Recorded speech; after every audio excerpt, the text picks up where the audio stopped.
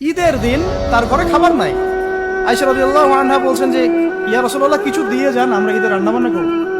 নবীজি কিছু দিতে পারলেন না। সুবহানাল্লাহ সাল্লাল্লাহু আলাইহি ওয়াসাল্লাম। তিনি চলে গেলেন ঈদের নামাজ পড়াতে। ঈদের নামাজ পড়িয়ে বাসায় এসে দেখলেন রান্না বান্না হচ্ছে, মাশাআল্লাহ সবার ঘরে রান্না হচ্ছে। তো তিনি জিজ্ঞাসা করলেন খাবার কোত্থেকে আসলো?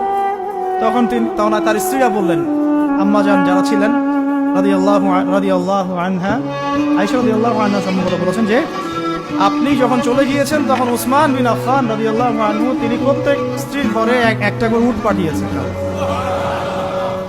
নবী সাল্লাল্লাহু আলাইহি ওয়াসাল্লাম নিজে ইলম আল্লাহর কাছে পেয়েছেন, সাহাবীদেরকে শিখিয়েছেন।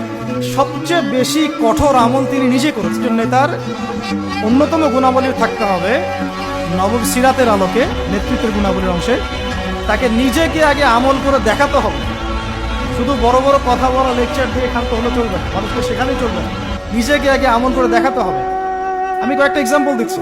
দেখুন, হুনাইনের যুদ্ধ চলছে, মনোযোগ দেন। হুনাইনের যুদ্ধ চলছে, নবী সাল্লাল্লাহু আলাইহি ওয়াসাল্লামের আশপাশের সাহাবীরা ছত্রভঙ্গ হয়ে গেছে। এই হুনাইনের যুদ্ধ হচ্ছে মক্কা বিজয়ের পরে, কিন্তু মক্কা বিজয়ের আগে নয়। তো সাহাবীরা ছত্রভঙ্গ হয়ে গেছে। নবী সাল্লাল্লাহু আলাইহি ওয়াসাল্লাম নিজে সামনে এগিয়ে গিয়ে তরোয়াল খুলে উঁচু করে বলছিলেন যে আনা মুহাম্মদ আনা রাসূলুল্লাহ লাস্তু কাযিবান, আমি মুহাম্মদ, আমি আল্লাহর রাসূল সাল্লাল্লাহু আলাইহি ওয়াসাল্লাম, লাস্তু কাযিবান, আমি মিথ্যাবাদী নই।